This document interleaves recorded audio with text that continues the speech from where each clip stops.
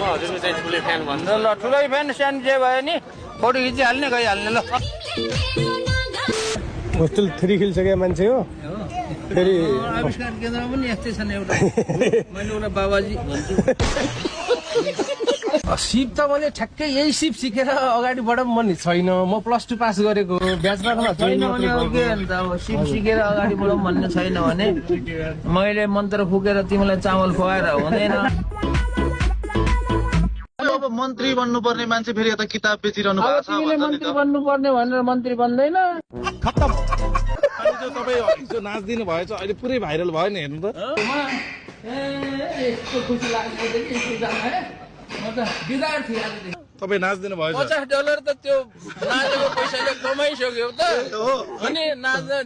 1 minute पनि नजाँदाखेरि $50 कमाइन्छ भनेदेखि किन ननाच्ने